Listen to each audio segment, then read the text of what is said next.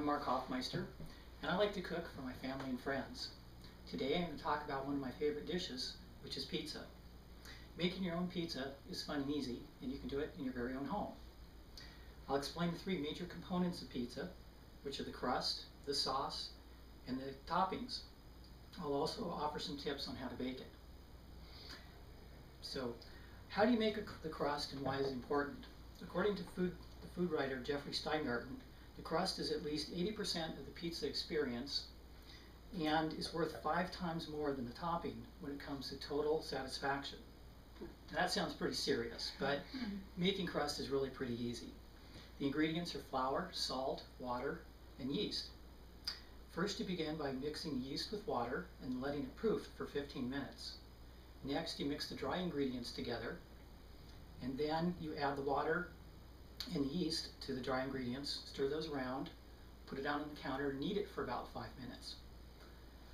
And then you let that dough rise for at least 90 minutes, and then you can either roll it out with a rolling pin, or you can form it by hand. If you use a rolling pin, it makes a thinner crust, it's a little bit crispier, cooks a little bit faster.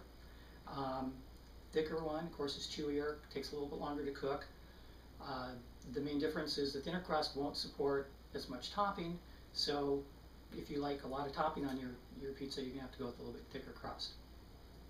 So once you get that pizza crust formed, rolled out, what you need to do is put it onto a pizza peel or a pizza paddle. And here's the crust that I've made in advance and rolled out.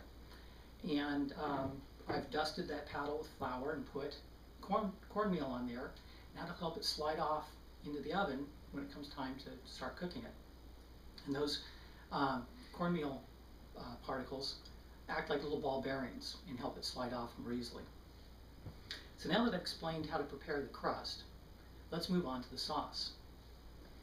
For a bright tomato flavor and more vivid color, you need to make an uncooked sauce from pureed canned tomatoes. Here's a sauce. Took canned tomatoes, ran them through the food processor, added a little bit of basil, some oregano, salt and pepper to taste, and it makes a nice bright red sauce. If you prefer, and it's a kind of a thinner sauce. If you prefer a thicker sauce, you need to add tomato paste or tomato, or cook it for a little bit. So that's the primary base that's used for pizzas. There are two other bases. One is an olive oil base, and with that you would just drizzle olive oil on your pizza crust, sprinkle on various herbs. What the oil helps do is infuse those flavors from the herbs and spread it around a little bit better. And then the third type of base is really no base whatsoever. And if you're doing that, you could make a dessert pizza, or you could have no topping whatsoever, in which case you'd have focaccia, which is essentially pizza dough with no topping, and it makes a tasty snack. So now that I've discussed the different types of sauces, I'll talk about toppings. The pizza I'm making today is going to be topped with tomato, or with cheese and mozzarella, or cheese and basil, along with the tomato sauce. It's a classic combination called pizza margherita. It was created in 1889 to honor Queen Margherita of Italy.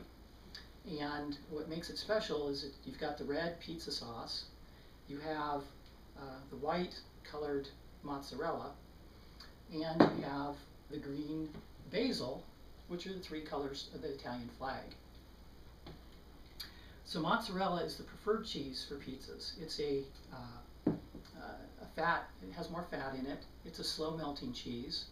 If you had something that melted too quickly, you'd run the risk of burning it. But you can use other cheeses. For example, we will also use a little bit of Parmesan Reggiano cheese grated onto here to add a little saltiness, a little extra flavor. You can use smoked Gouda, for example, and give your pizza that sort of wood oven smoked taste. And you can also use fresh mozzarella, goat cheese, any variety of cheeses.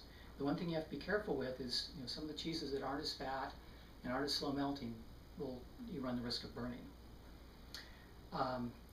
Other toppings can be any variety of meats, vegetables, or even fruit. And typically, the meats that you would use would be cured meats, salami, pepperoni. And the reason for that would be that the pizza's not in the oven for that long, and it doesn't have time to really cook through things. So you pretty much need to have something that's cured in advance or cooked in advance. And then with vegetables, you'd have to think about whether those are going to burn or not. If there's a risk of them burning, you can put those underneath the cheese for protection. And you can be creative and experiment with different combinations. Or even better, if you want to make a party of it, just have a bunch of different components and let your guests pick what they want and make their own pizzas. So now that I've covered the different components of the pizza, I'll share some tips on how to bake it. To get the best results, you have to bake your pizza at a high temperature. And the secret weapon for that is a pizza stone. And the trick to using the pizza stone is to set your oven to 500 degrees and let that stone heat up for at least an hour ahead of time. So in less time than I've been talking, you can combine a crust, sauce, and your favorite toppings to make a delicious pizza. Baking it on a pizza stone will ensure that it cooks perfectly. It's fun and easy and something you can do in your own home. Thank you for allowing me to talk to you today. Now let's make our own pizza so we can eat.